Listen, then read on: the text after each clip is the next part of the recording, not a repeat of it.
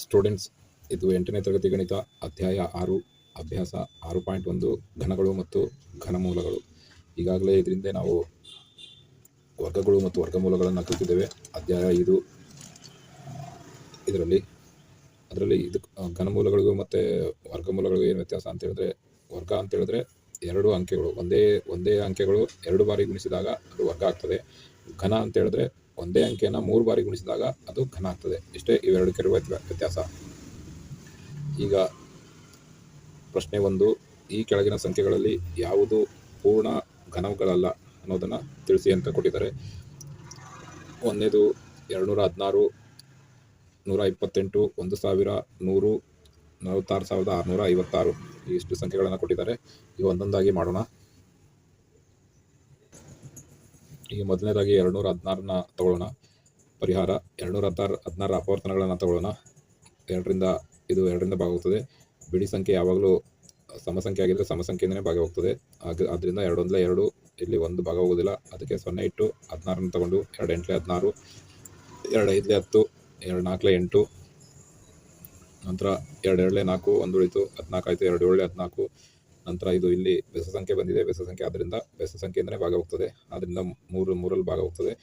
3 9 27, 3 3 9, 3 1 3. ಈಗ ಇದು ಅಪವರ್ತನಗಳನ್ನು ಇಲ್ಲಿ ಬರ್ಕೊಳ್ಳೋಣ. 216 2 ಇಂಟು 2 ಇಂಟು 2 ಇಂಟು 3 ಇಂಟು 3. ಈಗ ಇಲ್ಲಿ ಘನ ಅಂದರೆ ಒಂದೇ ಸಂಖ್ಯೆನ 3 ಬಾರಿ ಗುಣಿಸಲಾಗಿದೆ. ಅದು ಯಾವುದೋ ಇರ್ಬೋದು, 2 ಇರ್ಬೋದು, 3 ಇರ್ಬೋದು, 4 ಇರ್ಬೋದು, 5 ಇರ್ಬೋದು, ಯಾವುದೇ ಇರ್ಬೋದು. 4 ಬಂದರೆ 4ನ್ನು 3 ಸರಿ ಗುಣಿಸಬೇಕು. 8 ಬಂದರೆ 8ನ 3 ಸರಿ ಗುಣಿಸಬೇಕು. ಅಥವಾ 6 ಬಂದರೆ 6ನ 3 ಸರಿ ಗುಣಿಸಬೇಕು. ಅದಕ್ಕೆ ಘನ ಅಂತ ಹೇಳ್ತಾರೆ. ಇಲ್ಲಿ 2ನ 3 ಸರಿ ಗುಣಿಸಲಾಗಿದೆ. ಇಲ್ಲಿ 3ನ 3 ಸರಿ ಗುಣಿಸಲಾಗಿದೆ. ಅಂದರೆ ತ್ರಿವಳಿಗಳ 2 ಗುಂಪು ಮಾಡಿದೆ. ಆದ್ದರಿಂದ ಇದು 216 ಒಂದು ಪೂರ್ಣ ಘನವಾಗಿದೆ ಅಂತ ಹೇಳ್ಬೋದು.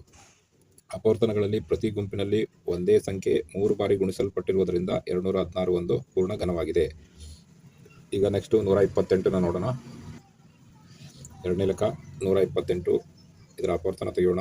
2ರಿಂದ ಭಾಗ ಹೋಗ್ತದೆ. 2 6 12, 2 4 8, 2 3 6, 2 7 4, 2 1 2, 1 ಉಳಿತು 12 ಆಯಿತು. 2 6 12, 2 8 16, 2 4 8, 2 7 4, 2 1 2. ಈ ಅಪವರ್ತನಗಳಲ್ಲಿ ಬರ್ಕೊಳ್ಳೋಣ.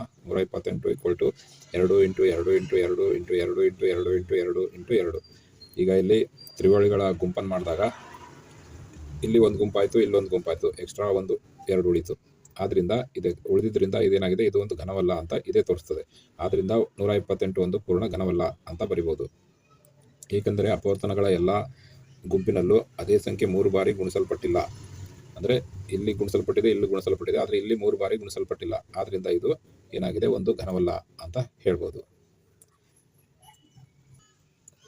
ಈಗ 3ನೇ ಲೆಕ್ಕ 1000 ಪರಿಹಾರ. ಇದರ ಅಪವರ್ತನಗಳನ್ನು ತೆಗೆಯೋಣ. 2ರಿಂದ ಭಾಗ ಹೋಗ್ತದೆ. 2 5 10, 0ಗೆ 0 0ಗೆ 0, 2 2 4, 1 ಉಳಿತು 10 ಆಯಿತು. 2 5 10, 0ಗೆ 0, ಮತ್ತು 2 1 2, 2 2 4, 1 ಉಳಿತು 10 ಆಯಿತು. 2 5 10, ಇದು 125 5ರಿಂದ ಭಾಗ ಹೋಗ್ತದೆ.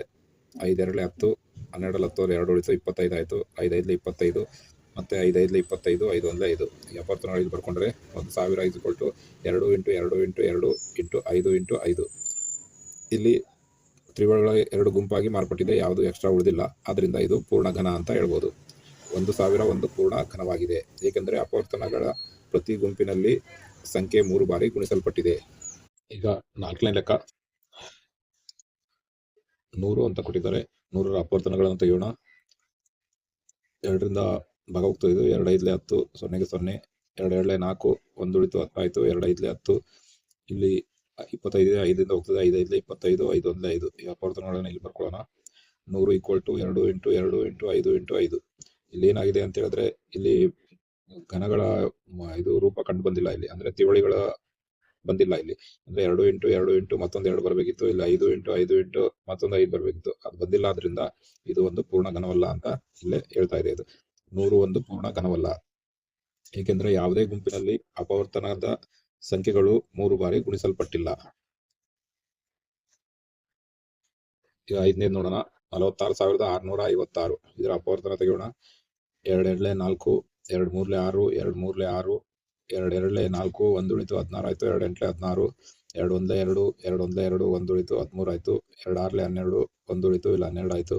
2 6 12, 2 4 8, ಮತ್ತು 2 5 10, 11 10 ಹೋದ್ರೆ 1 ಉಳಿತು 16 ಆಯಿತು. 2 8 16, 2 ಮೂರಲೆ 6, 2 ಎರಡಲೆ 4, ಮತ್ತೆ 2 ಎರಡಲೆ 4, 1 ಉಳಿತು 18 ಆಯಿತು, 2 ಒಂಬತ್ತಲೆ 18, 2 ಒಂದಲೆ 2, 1 ಉಳಿತು 12 ಆಯಿತು, 2 ಆರಲೆ 12, ಮತ್ತೆ 2ರಿಂದ ಭಾಗ ಹೋಗ್ತದೆ, 2 ಒಂದಲೆ 2, 2 ನಾಲ್ಕಲೆ 8, 1 ಉಳಿತು, ಇಲ್ಲ 11 ಆಯಿತು, 2 ಐದಲೆ 10, 1 ಉಳಿತು 16 ಆಯಿತು, 2 ಎಂಟಲೆ 16. ಈಗ ಮತ್ತೆ 2ರಿಂದ ಹೋಗ್ತದೆ, 2 ಏಳಲೆ 14, 2 ಎರಡಲೆ 4, 1 ಉಳಿತು, ಇಲ್ಲ 18 ಆಯಿತು, 2 ಒಂಬತ್ತಲೆ 18.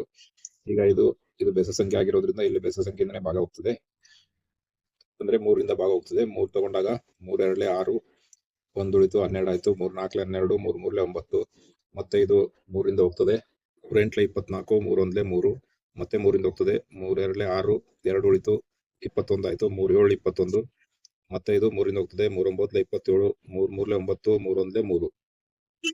ಈ ಅಪರ್ತನಗಳನ್ನ ಇಲ್ಲಿ ಬರ್ಕೊಂಡ್ರೆ 46,656 = 2 × 2 × 2 × 2 × 2 × 2 × 2 × 2 into 3 into 3 into 3 into 3 into 3 into 3 ಹೀಗೆ ಬಂದಿದೆ. ಇದು ತ್ರಿವಳಿಗಳ ಗುಂಪು ಇಲ್ಲಿ ಬಂದಿದೆ. 2 × 2 × 8 ತ್ರಿವಳಿಗಳ 1 ಗುಂಪು, ತ್ರಿವಳಿಗಳ 2 ಗುಂಪು, ತ್ರಿವಳಿಗಳ 3ನೇ ಗುಂಪು, ತ್ರಿವಳಿಗಳ 4 ಗುಂಪು. ಈ ಗುಂಪುಗಳು ಬಿಟ್ಟು ಎಕ್ಸ್ಟ್ರಾ ಯಾವುದೂ ಸಂಖ್ಯೆ ಬಂದಿಲ್ಲ. ಆದ್ರಿಂದ ಇದು ಒಂದು ಪೂರ್ಣ ಘನ ಅಂತ ಹೇಳ್ಬೋದು.